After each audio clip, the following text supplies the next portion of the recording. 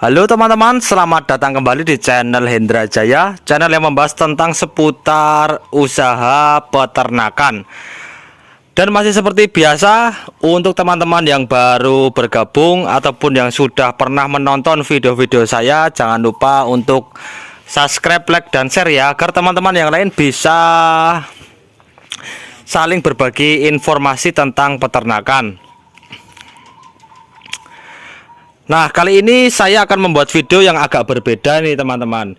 Ini untuk beternak jangkrik itu apakah masih worth it ataupun tidak ya untuk tahun 2023 ini.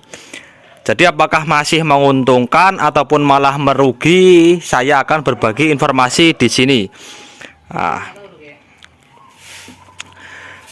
dan ini adalah kandang jangkrik yang masih baru ya. Ini lokasinya di depan rumah ini, di depan rumah.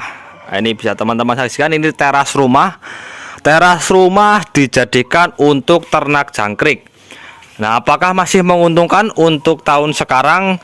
Tentunya selama beternak jangkrik ini sudah di sini ini untuk kandang jangkrik yang ini sudah 4 kali panen ya. Sudah 4 kali panen dan ini penebaran telur yang kelima kalinya ya. Jadi untuk tahun 2023 ini untuk beternak jangkrik itu masih sangat-sangat menguntungkan, masih sangat-sangat menguntungkan, apalagi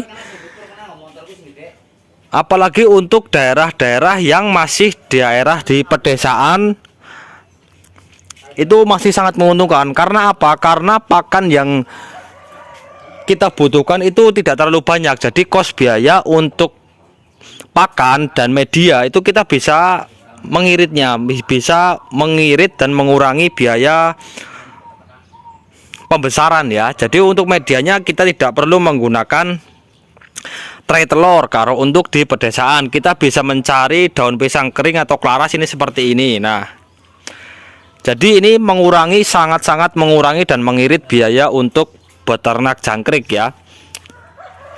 Karena pakan-pakannya pun kalau di daerah pedesaan itu sangat mudah didapatkan, baik daun pisang kering ataupun gejbok pisang, lalu dedaunan yang akan diberikan untuk pakan hijauan jangkrik itu sangat-sangat masih banyak kalau di daerah pedesaan. Lalu untuk di perkotaan apakah masih menguntungkan? Kalau menurut saya, selama saya beternak jangkrik itu tidak ada ruginya ya. Kalau rugi paling itu rugi tenaga saja. Kalau modal pasti balik modal. Tidak ada yang namanya kerugian dalam beternak jangkrik kecuali tidak diurus ya. Karena dalam beternak jangkrik itu kita butuh ketelatenan.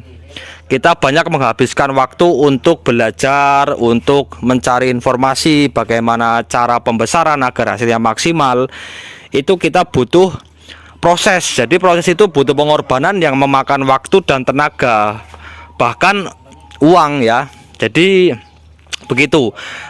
Lalu untuk yang di perkotaan, yang mempunyai lahan yang tidak luas ataupun sempit, itu bisa diakali untuk kandang jangkriknya, box jangkriknya itu di tingkat itu bisa.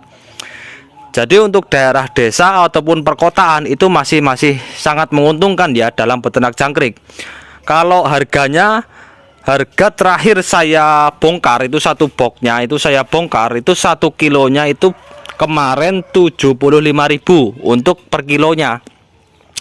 Nah untuk satu box ini, satu box full triplek, ini full triplek ya. Jadi satu triplek itu saya buat box ini besarnya sekitar 2 meter 40. Jadi ini full triplek. Untuk box satu triplek ini full triplek itu saya bisa menghasilkan 35 kilo untuk jumlah telur yang beratnya 3 ons. 3 ons bisa menghasilkan jangkrik panen itu 35 kiloan. Nah, silakan teman-teman bisa langsung dikalkulasikan sendiri saja. 75.000 kali 35 kilo nanti dikurangi biaya pakan dan akomodasi beternak jangkrik ini. Kalau di daerah pedesaan kita cuma membutuhkan pakan pur ya, pur pembesaran ayam itu per karung harganya 380.000. Nah, untuk jangkrik yang kita tebar, apabila kita tebar jangkrik, telur jangkrik itu 1 kilo, 1 kilo dibagi menjadi 4 box, 4 ataupun 3 box, itu membutuhkan pakan fur itu sebanyak 1 kintal, jadi 100 kilo ya.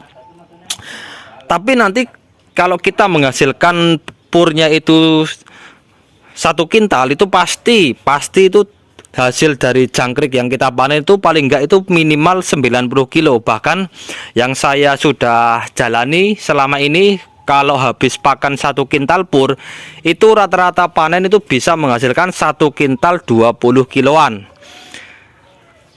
Jadi naik turunnya paling naiknya 10 kilo, turunnya paling 10 kilo, tidak kurang dari itu ya. Tinggal dikalikan saja 75.000 kali 1 kintal 20 kilo misalnya. Itu hasilnya sudah sangat-sangat menguntungkan ya. Apalagi di daerah perkotaan itu harga jangkrik lebih mahal.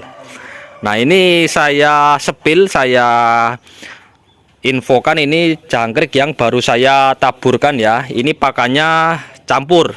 Ini baru menetas, ini jangkrik baru berumur 2 harian. 2 harian dari telur menetas.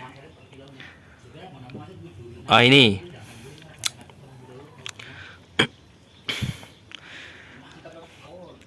dan beternak jangkrik itu tidak memerlukan waktu yang banyak, tidak menghabiskan waktu ya, tidak menghabiskan waktu, cuma mengurusi jangkrik saja itu tidak. Kita mengurusi ternak jangkrik itu paling pagi dan sore, lalu malam kita cuma mengecek saja. Kita lakukan pengecekan di dalam box jangkrik, apakah nanti ada hama ataupun ada jangkrik yang bubar, itu kita bisa mengeceknya di waktu malam hari. Karena jangkrik itu binatang yang aktivitasnya itu banyak di malam hari ya. Jadi pada waktu sore itu kita berikan pakannya itu lebih banyak dibandingkan pada waktu kita memberikan pakan di pagi hari.